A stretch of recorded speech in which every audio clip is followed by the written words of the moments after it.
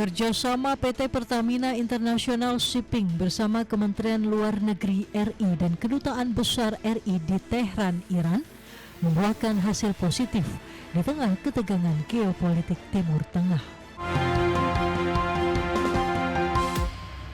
Kerjasama antara Kementerian Luar Negeri Indonesia, Kedutaan Besar dan Tehran, Iran dan PT Pertamina International Shipping membuahkan hasil positif di tengah ketegangan geopolitik di Timur Tengah. Kapal Gamsunoro milik Pertamina International Shipping yang sempat tertahan sejak Maret berhasil melintasi Selat Hormuz.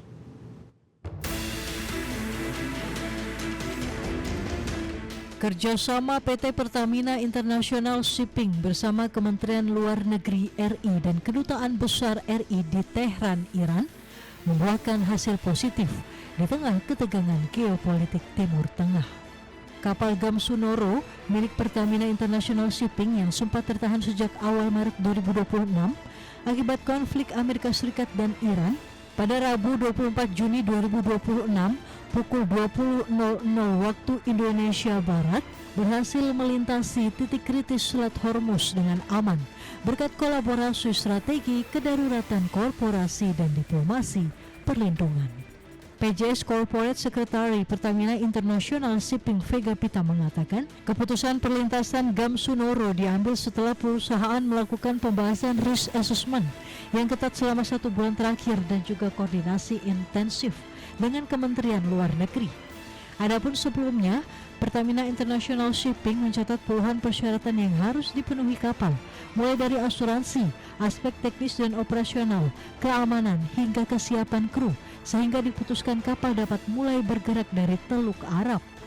Vega menambahkan, selama pelayaran kapal dimonitor selama 24 jam penuh. Selain itu, awak kapal di laut terus berkoordinasi dengan tim di darat yang bersiaga di Crisis Center Base untuk memastikan keamanan pelayaran.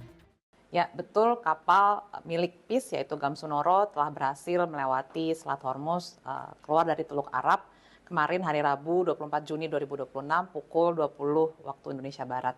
Kami mengucapkan terima kasih atas doa dan dukungan masyarakat Indonesia sekalian dan juga kepada pemerintah Indonesia khususnya Kementerian Luar Negeri dan juga Kedutaan Besar Republik Indonesia di Tehran, Iran.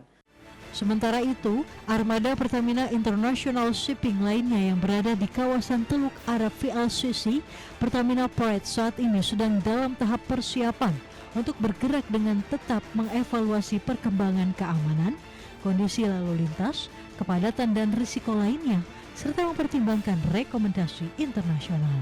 Jakarta, Ade Firmansyah, IDX Channel. Sementara itu dalam pengembangan industri berbasis inovasi dan teknologi, Wakil Menteri Pendidikan Tinggi, Sains dan Teknologi Stella Christy mengaku tengah menyiapkan roadmap industri berbasis inovasi dan teknologi yang didorong oleh riset. Kementerian Pendidikan Tinggi, Sains dan Teknologi memastikan akan meniru China di dalam pengembangan industri berbasis inovasi dan teknologi.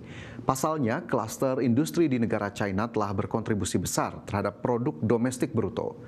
Wamendikti Saintek Stella Christy mengatakan negara China telah berhasil melakukan pengembangan ekonomi dan industri yang berbasis inovasi dan teknologi.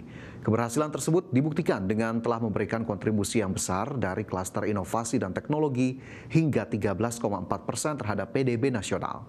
Stella meyakini kunci dari pencapaian keberhasilan dalam pengembangan inovasi dan teknologi yakni adanya kolaborasi skala besar antara dunia akademik dan industri yang difokuskan pada penyediaan kurikulum dan infrastruktur yang selaras dengan kebutuhan industri. Karena kalau kita lihat terus terang saja industri kita berbasis teknologi itu masih sangat-sangat sedikit sekali di Indonesia, ya kan? Tapi ini China, tadi saya berikan angka bahwa Science and Technology Cluster dari China itu menyumbang 13,4% dari GDP mereka hanya dengan menggunakan 2,4% dari lahan. Ini bagi seorang pengambil kebijakan, bagi pemerintah ini suatu yang sangat diinginkan.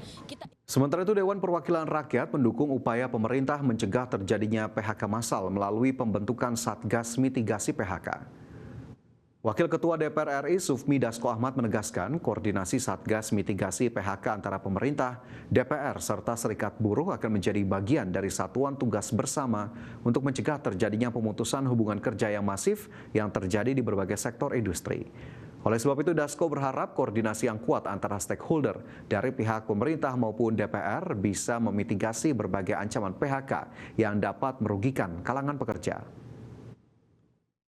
Satgas mitigasi PHK dari pihak pemerintah dan DPR, dan tadi rapat diikuti oleh Menteri Sekretaris Negara selaku Ketua Satgas mitigasi PHK, kemudian Pak Menaker, kemudian ada dari Presiden Serikat Pekerja Pak Andi Gani dan Des Tenaga Kerja Polri dan penasihat khusus Presiden bidang tenaga kerja dan kesejahteraan.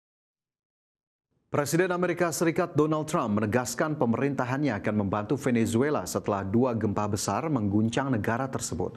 Pernyataan ini menunjukkan bahwa bantuan kemanusiaan tidak hanya berdampak pada proses pemulihan bencana, tetapi juga menjadi bagian dari diplomasi dan stabilitas ekonomi kawasan.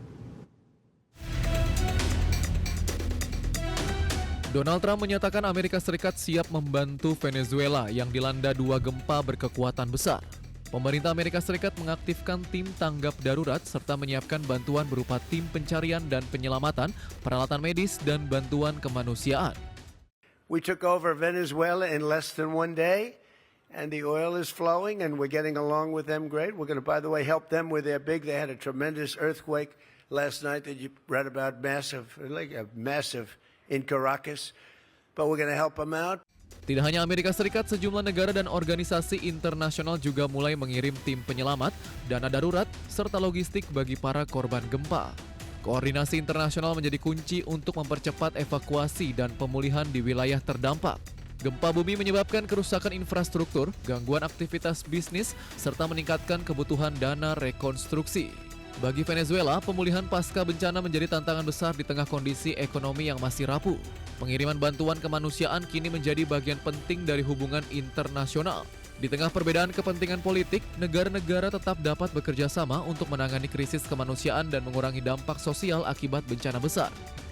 Kecepatan proses evakuasi dan rekonstruksi akan menentukan seberapa cepat aktivitas ekonomi Venezuela dapat kembali berjalan. Kolaborasi antar negara dalam penanganan bencana menunjukkan bahwa stabilitas kemanusiaan dan ekonomi kini menjadi kepentingan bersama di tingkat global. Berbagai sumber IDX Channel. Di tengah konflik dengan Amerika Serikat dan Israel, Iran berhasil membangun kilang minyak lepas pantai di Teluk Persia. Iran berhasil memasang platform pengolahan lepas pantai seberat 6.200 ton di lapangan minyak Reshadat di Teluk Persia. Platform raksasa ini dipasang mulai tanggal 22 Juni 2026 lalu. Platform ini akan menambah kapasitas produksi minyak Iran hingga 35.000 barel per hari. Rencananya platform ini ditargetkan akan mulai produksi penuh mulai tahun depan. Iran pun diperkirakan akan memperkuat posisinya sebagai salah satu produsen minyak utama di kawasan Teluk Persia.